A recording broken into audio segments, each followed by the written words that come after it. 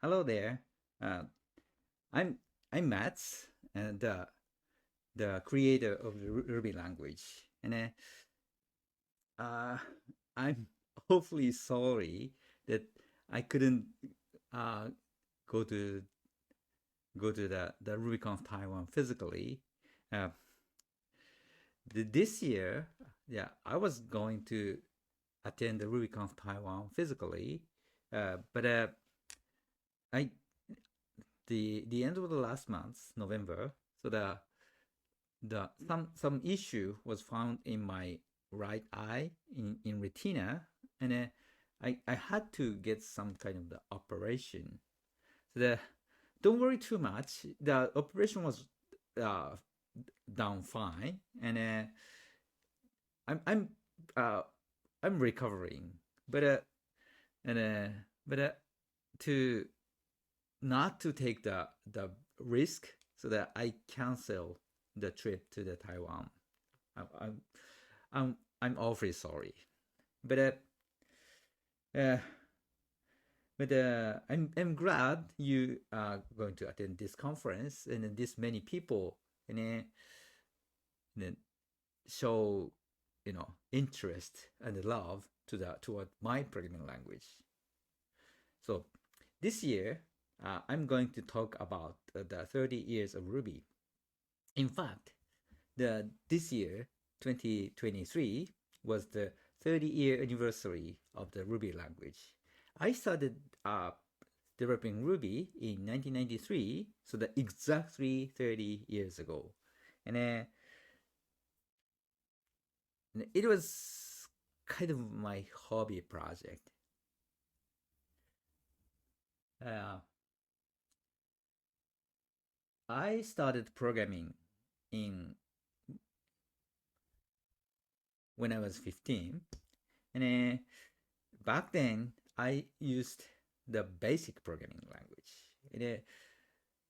And, I had some very teeny computer, and that computer had a very limited subset of basic programming languages. And I was kind of frustrated because the the variables are limited. The and there are only global variables in the language, and then no no recursion, and then you know the no function names. Only we had only the go tos and the go subs, and the data, the argument, there are no arguments, so that we have to pass the data with the global variables.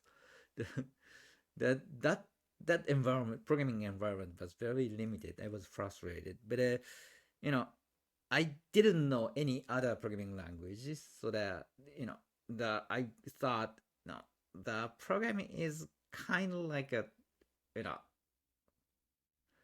know that this kind of the complicated, the frustrating things. But one day at the bookstore, local bookstore, I found a book describing the programming language named Pascal, which is it's kind of popular in 80s. And I bought a book, and read through the book, and I found out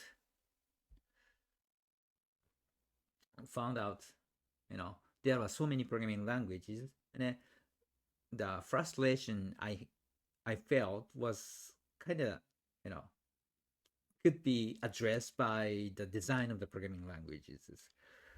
That time I started to love programming languages.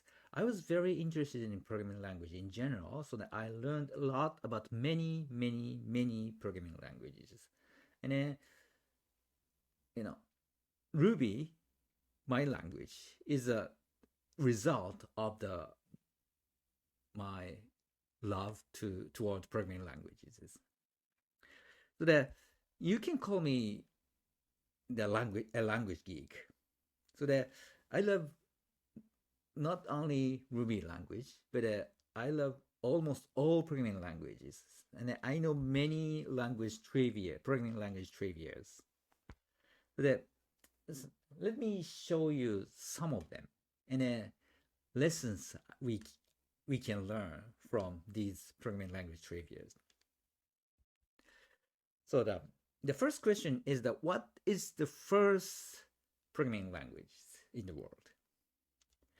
So that in many cases, so the Fortran started in 1954 is considered as the first programming languages, but as something we can call it the programming language, we had a programming language named Plancalcio.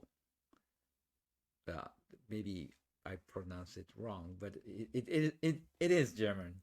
The Plancalcio is the first programming languages. The German engineers named Konrad Zuse was working on his computer named Z3 or Z3, and he got the idea that to describe the human idea to understandable to the computer, we can have more abstract notation than the machine language that they had programmed in these days. So that he invented the idea of programming language, and then he left some kind of the papers and the memos of the programming language, which has assignments and if statements and loops, in addition to the structures, subroutines, arrays, assertions, exceptions, and the goal-directed execution like a prologue. That is wonderful. Consider it is in the 1942, the far before the Fortran, and some ideas even the Fortran did not have, and the other programming language acquired these functions the years later, decades later actually. But unfortunately, Plancalcio was lost in history. No one knew Plancalcio for a long time. Mostly because of the World War II. So that the German was lost in World War II, and then the Zuse, the engineer, was prohibited to continue the development of his computer, and then most of his ideas were lost, and the left unknown. So he reassembled the ideas and then wrote the specification of the Plancalcio language in 1972, and 30 years later. And at that time, the implementation of the language was so difficult because of the idea of from the Plancalcio was so different and so advanced from the other programming language even in 1972, so that no implementation was available at that time until 1998. So the first Plancalcio compiler was written in 1998, which is later than the development of Ruby. While the first Fortran compiler was written in 1954, and the Fortran language was gradually evolved, and it is run in many computers even in the present day. So we can learn that the idea itself is not enough.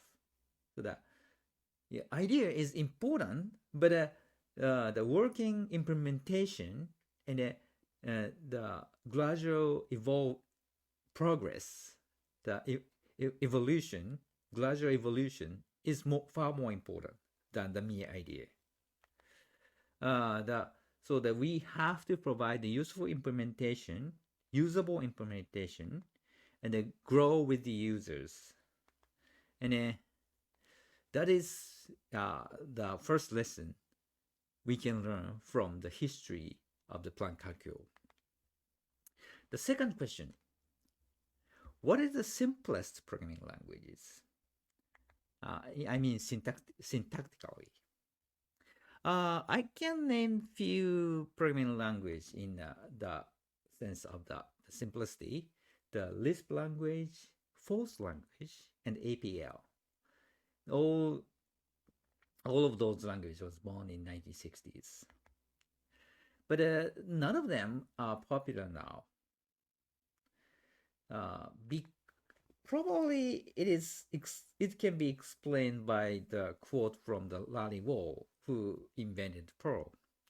If a language is simple, a software will be more complex because total amount of complexity is constant. And actually, I lost his book in my bookshelf, and so this is not the direct quote, but he said something like this in his book, The Programming Perl. So the simple is not always best, but actually our programming language Ruby is not the simplest programming language. It appears to be simple, but they're very complex inside, because Ruby is complex sometimes because it tries to make the application simpler. Because the human mind is complex, we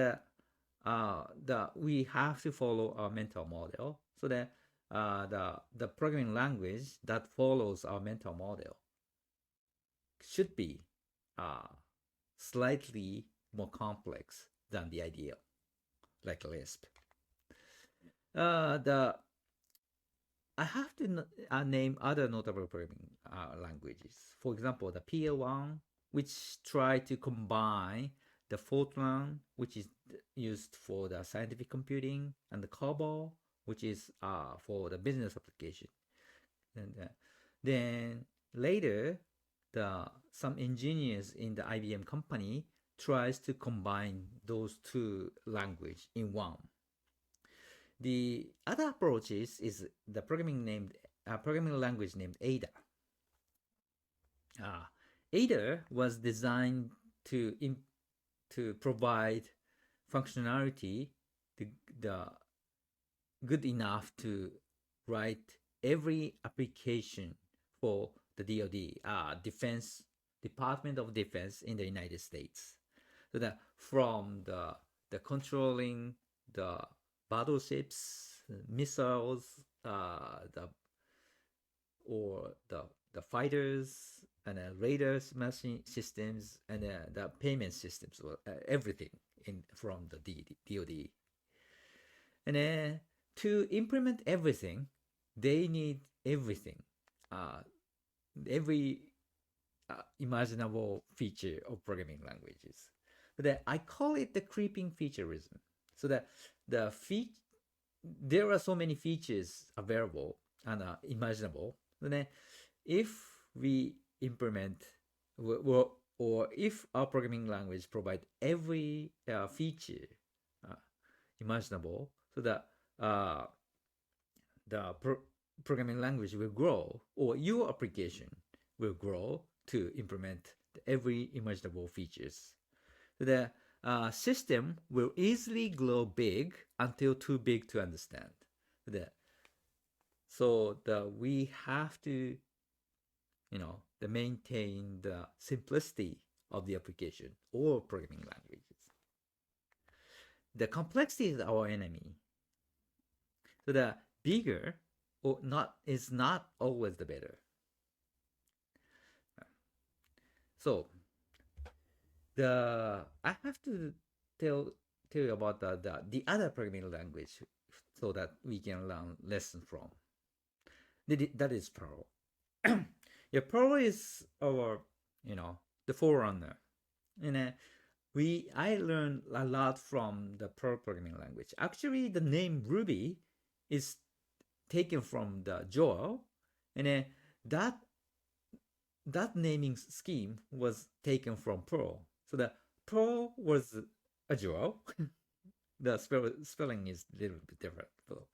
So I named Ruby because of the Perl.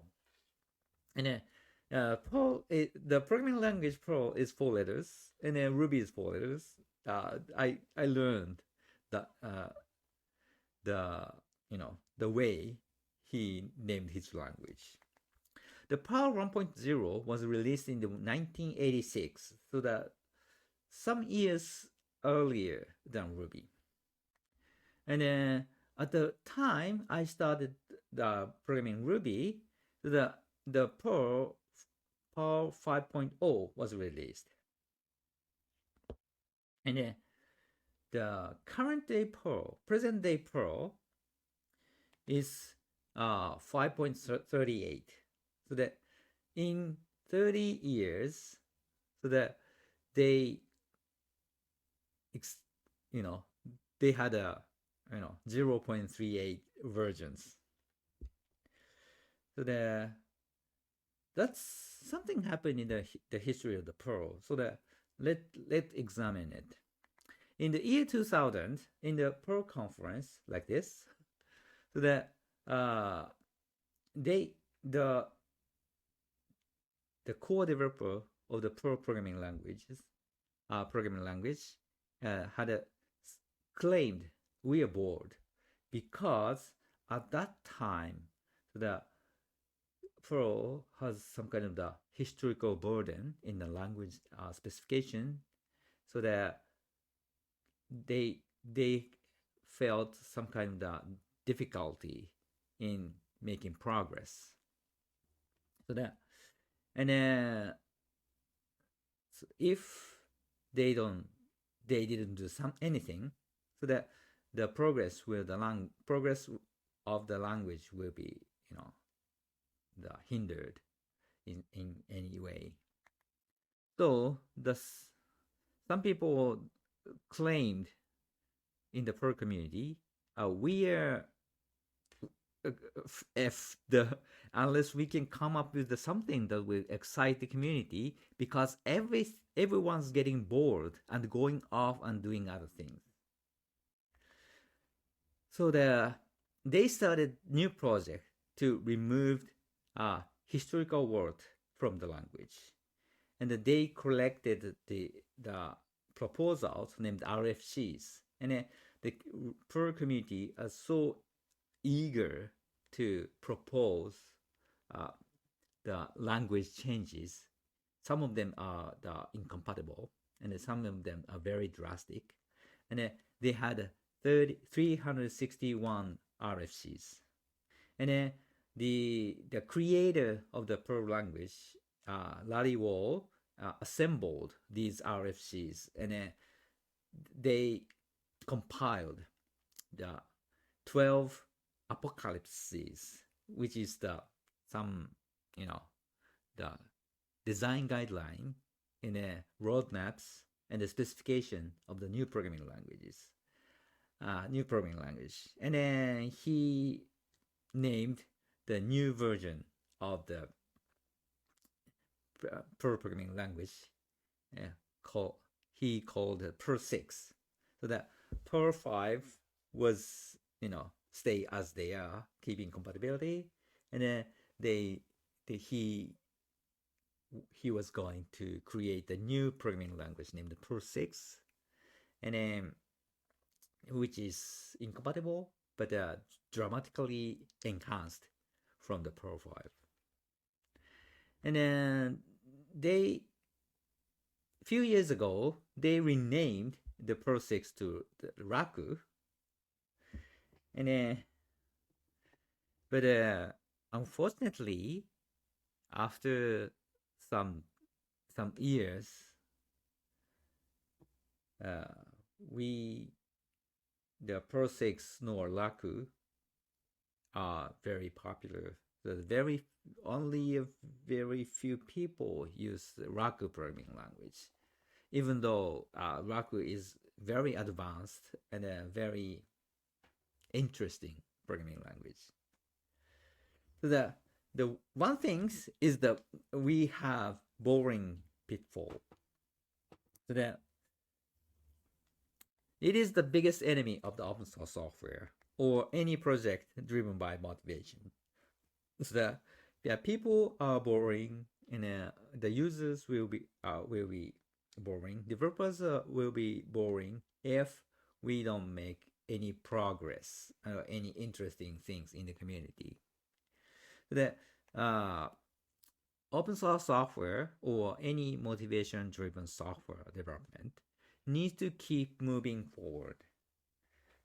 So we need to attract the community, but that's the reason the pro community started Pro 6 or Raku. And but they didn't realize the other pitfall, which is the second system syndrome. When we recreate a system, we often become too ambitious to solve everything all at once. But that kind of scrap and build is a bad idea. We have learned. We should evolve gradually. Actually, I have to confess that I fall in the similar pitfall. I once followed the Pro 6 idea. In the RubyConf 2003 keynote, that I declared the idea of the Ruby 2.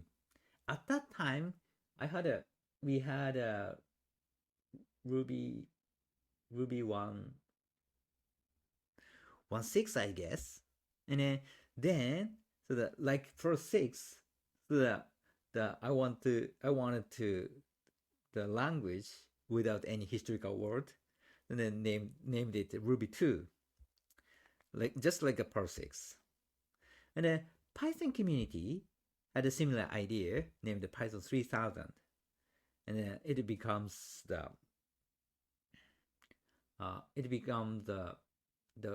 Pro 3 later. And in the similar way to Pro 6, I collected the RFCs, and but fortunately or unfortunately, I was too lazy to keep those ideas, and I learned a lot from it, and I took some ideas from these RFCs, but I got tired of managing these ideas, and I gave up the Ruby 2 project, and to recreate and throw away the existing software and then recreate the new programming language with that historical words. Instead, I was too lazy, so that I appreciate my laziness. Instead, we worked on the Ruby 1.9, which is in 2027. Ruby 1.9 was the gradual improvement over Ruby 1.8. We replaced the core of the language to the new virtual machine, and then we introduced the better the multilingualization. M17N stands for the multilingualization, or including internationalization and the using the multi encoding stuff, and then we made some kind of the gradual improvement instead of the throw away and then implement new the brand new things. But we suffer some incompatibility, and we had incompatibility in especially in string handling, encoding handling, like especially in Unicode handling. So we suffered the more than 5 years of the community split. So I I learned the compatibility matters. So but we are better because the other programming language, for example, the Perl suffers the 15 years of the community split from the Python 3000 or Python 3 ideas. Or Perl 6 had a community split for 30 years or something. But why we can suffer far less, far shorter the community split? Probably because the new virtual machine thereof was faster. It depends on the benchmarks, but it is 3 to 50 times faster than the previous 3 walking interpreter. So the performance heals all sorrows. Because just moving to the new version of the virtual machine, so that your program, your software runs 3 times faster, or even in some cases, the 50 times faster. But you have to pay the price of the upgrading your software. So that most of the people in the community willing to pay the price of the upgrading. But okay, this is a better programming language, but it makes your programming a little bit slower or run similar performance. But the language itself is the simpler and the cleaner and the consistent or something. And that the most of the members of the community says that who cares? The people cares much more about the performance than the cleanness or consistency or simplicity. Then we released Ruby 2.x. Since Ruby 2.0 was released in 2013, and then last version of the 2.x was survived until the 2020. We provided the keyword arguments and the refinements, the module prepend, or it's kind of the performance aspect oriented programming language. And at that time, we also suffers the end of the Rails illusion. This is a hype cycle graph, and in the year 2000, say 6 to 2000, the 2012, the Rails is the way. The popularity of Rails is skyrocketing. It was impressive, but the Rails is not a panacea, or elixir. Rails don't solve every problem, so that we still have to write your applications, and your applications could be very complex to maintain, or you may suffer some kind of the problem with the database network, or even in the performance. So that in the 2010s, we have some, the static typing camp will be become much stronger in the 2010s and 2020s, like Rust, Go, or TypeScript, or Python introduced the type hinting, or PHP has the type declarations, and then the situation, the programming trend, the technology trend has changed, in these days, so that we feel the trial of the disillusionment in these years. Then we regain the understanding, and then I consider now we are in the part of the productivity. The TOB index dropped.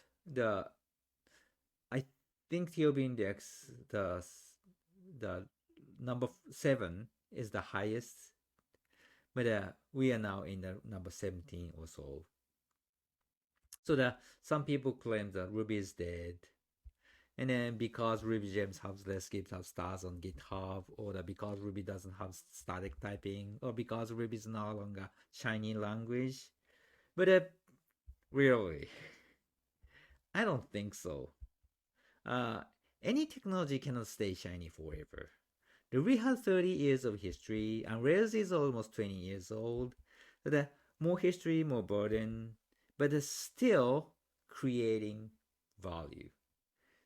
Still, we are creating value.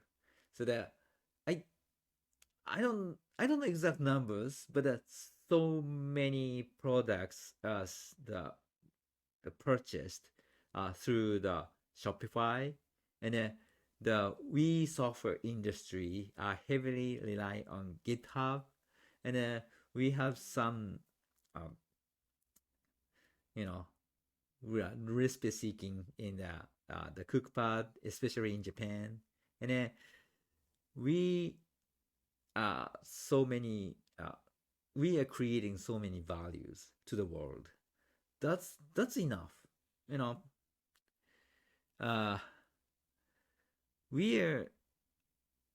I don't think today we are not the first programming language, but we are the language that create the value to the world.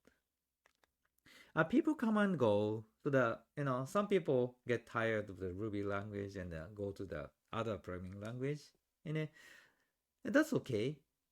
If, for example, in the past, the Twitter was originally written in Ruby, then they moved to the Java technologies, but that's okay, as long as they first create value, and then they learned what is Twitter, what at that time. Then we implement the Twitter in the Java technology. That's okay. It's okay as long as we grow. The Ruby community grows. The first, in the RubyConf Taiwan, the audience, if you're the first timer in this conference, raise your hand.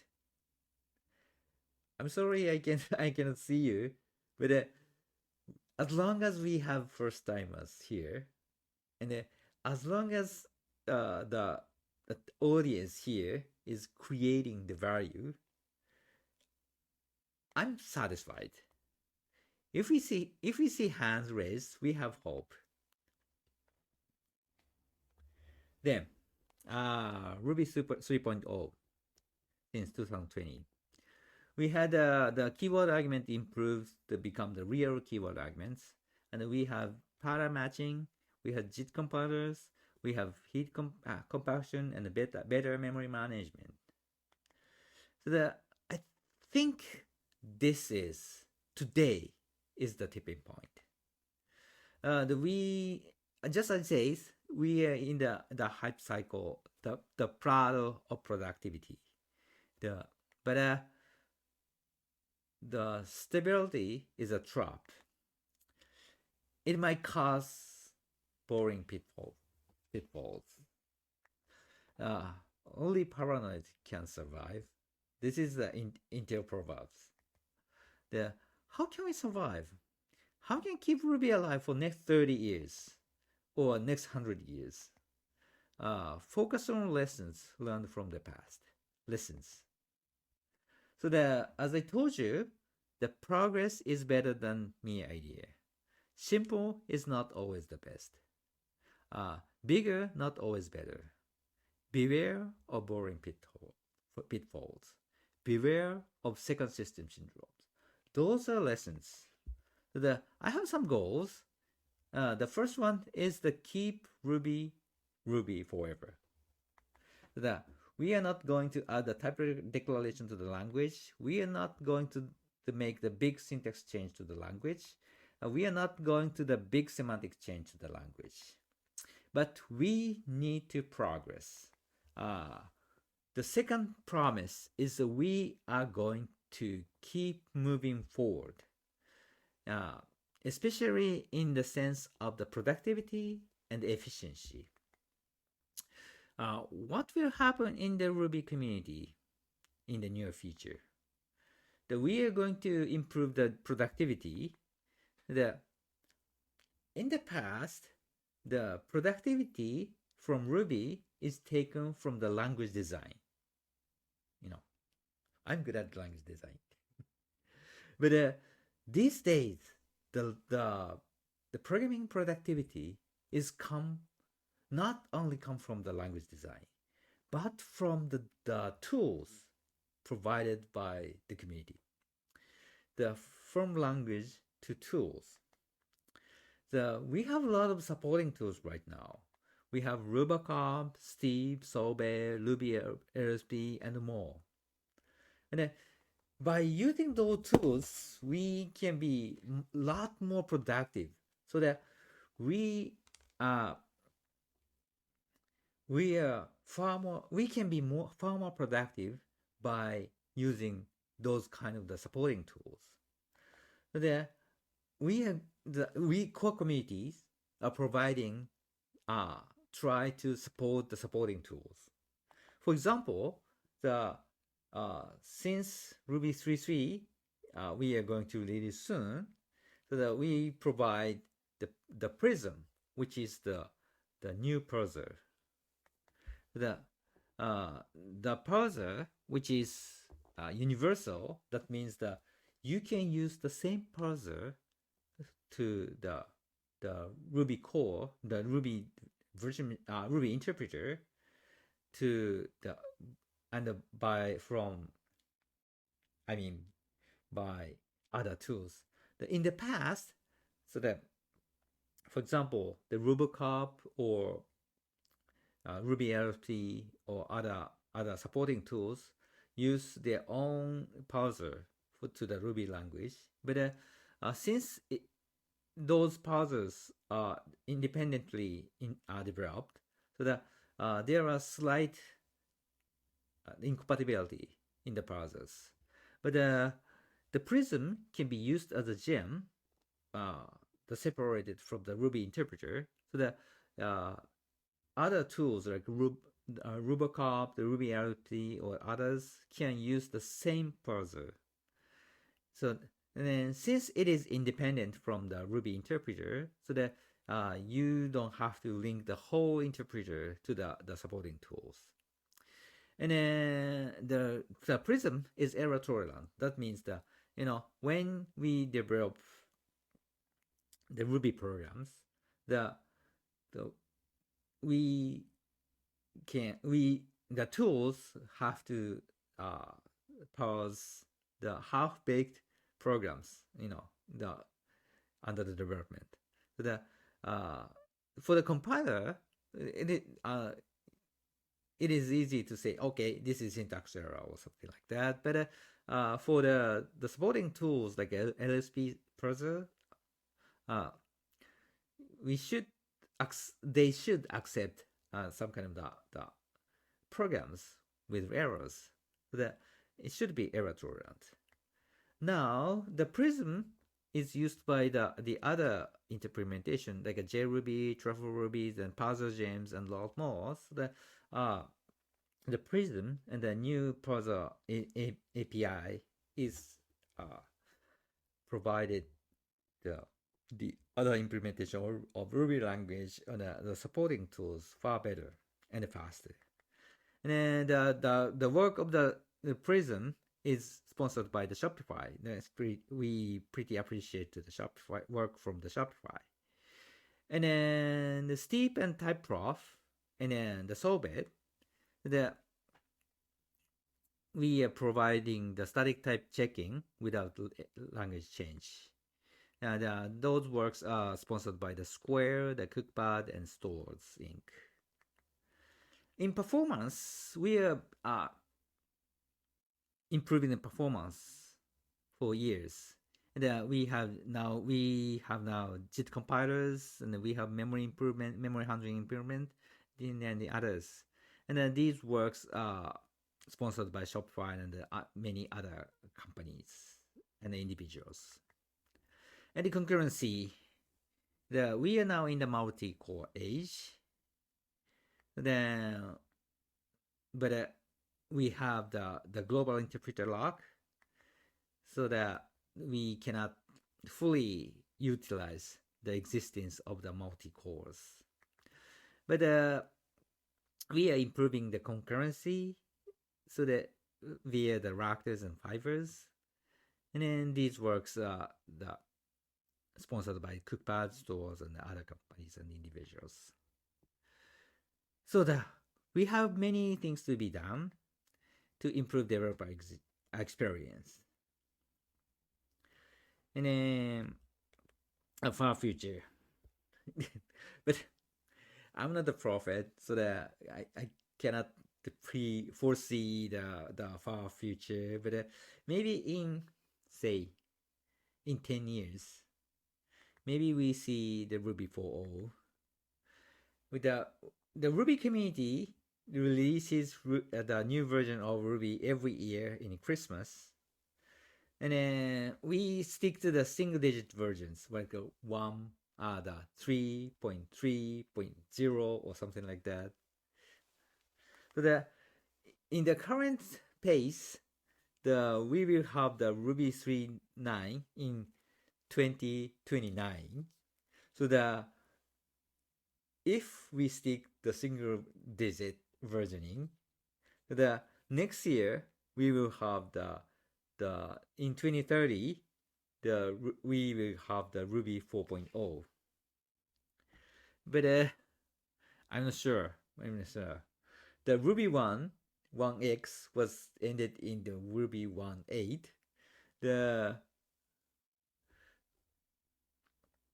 Ruby 2 was ended in Ruby 2.7. The Ruby 3x was in the Ruby 3.7, 8, 9, or I don't know. But at least the deadline with 2030, I will do something. Before the year 2030.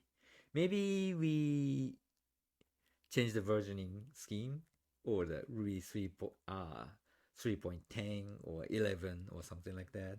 Maybe we should the Ruby 4 much earlier than 2030. I don't know. But I have some crazy ideas for the future. These are some of them. AOT compiler. Since performance matters, and we suffer some kind of the global warming, and we need some kind of the sustainable development. In the future, the energy efficiency is will be far more important than today. So the Ruby is pretty dynamic programming language, but that kind of the flexibility is not always needed. For the most of the Ruby programs do not use that kind of the full flexibility of the Ruby language and the dynamic typing. So if possible, the program can be interpreted less dynamic and become much faster. And maybe we can use the profile guided type information, or collecting these kind of information in runtime. They use those information to statically compile. So in the future, maybe you can compile the full Ruby program into the native code in static time. Then you can run your Ruby program in fully native code. That is tough, tough challenge, but a very uh, interesting challenge for the future. The other idea is the package systems. We sometimes suffer name conflicts, like the other gems and the name conflict in gems and the name conflict in libraries or something like that. And then I admit the Ruby is very weak in to resolve the name conflict. So we have to provide some kind of the isolation between the namespaces, so that addressing the version dependency helps. And then the actually this kind of the namespace isolation is the last thing from the Ruby 2 ideas, the crazy ideas. I'm not sure. I have a lot of the other crazy ideas, but the point is it is possible to keep it Ruby, and then we need to experiment. And then the other issue is the steering committee. So that currently the whole Ruby is designed by myself, me. But I'm right now I'm 58, kind of old. The I the my retirement is in scope, But who will succeed the dictator of the Ruby language? Actually, I have no idea. So there is very few chance to to train the language designer. So probably it is nice to have some kind of the design playing ground. Probably we will have the fork of Ruby language. Maybe we can name it Ruby 4, and which is fragile, and then we experiment these crazy ideas in the language, and then they the we can give the chance to experience the language design to the other member of the community. So from these experiences, so that maybe we can form the next generation language designer for the Ruby community, or maybe they can form the steering committee, or maybe they can someone can take over the position of the dictator of the Ruby language. Do you have any other ideas to the steering committee, or the community maintenance, community management, or maybe the idea to improve the language? Do you have any ideas? Just tell us through our issue tracker. We have Ruby now. We want to keep Ruby alive. Your idea, opinion matters. So come join us. The Ruby community is the most precious treasure of the Ruby, the language. That you are a part of the community. In any way, we have a lot of things to do. We will keep moving forward. We will create value as a community, and then to create a better future. That's the power of Ruby. Yeah. Thank you for coming to the conference, and enjoy the rest of the conference, and then make Ruby better, make your world better, and create the value. Thank you.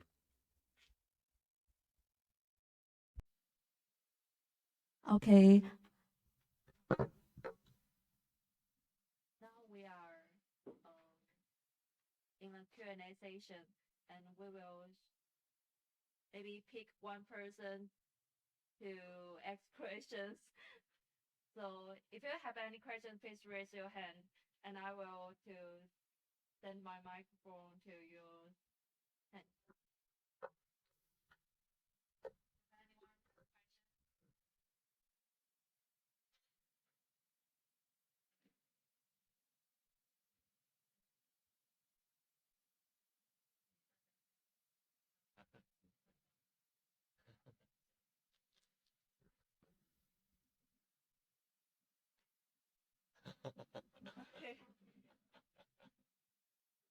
Can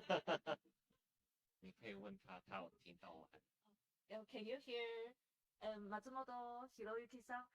Did you hear us? Oh, yes, okay.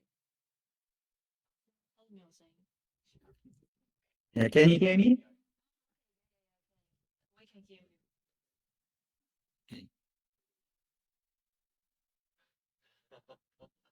You can say something to our audience. Yeah, I'm awfully sorry for not being there because of my eye operation, but I'm fine now. Don't worry. And I really, really miss the Taiwan. Yeah, I will go there next year definitely.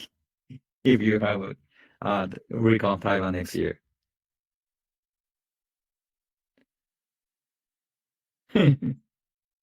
Maybe.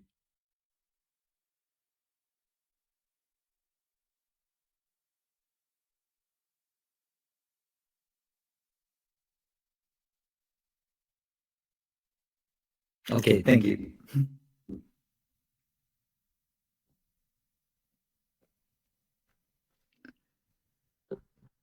Thank you for the talk. And I'm just curious when you say that you will go for less dynamic Ruby. Is less dynamic Ruby, how should I say it? Is dynamism a part of spirit of Ruby, or um, what kind of sacrifice do you think do you have in mind? Thanks. I'm sorry I can't recognize the question because of the echo. So that could you rephrase the MC? Could you rephrase the question?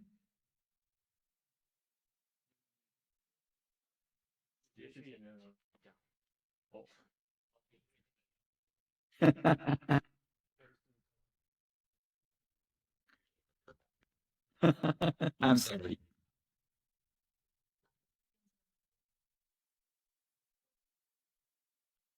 Yeah, yes.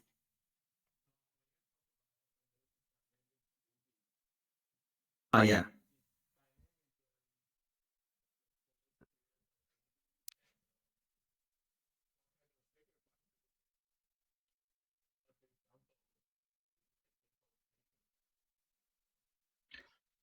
Probably we have to give up some code with eval.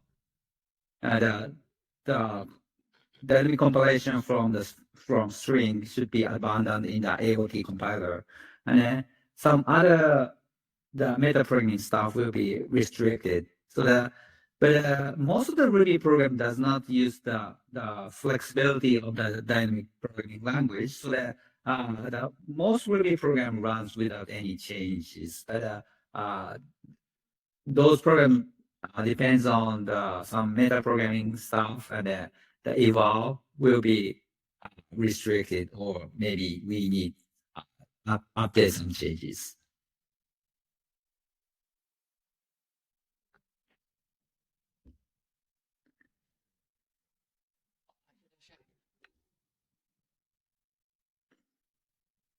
Thank you.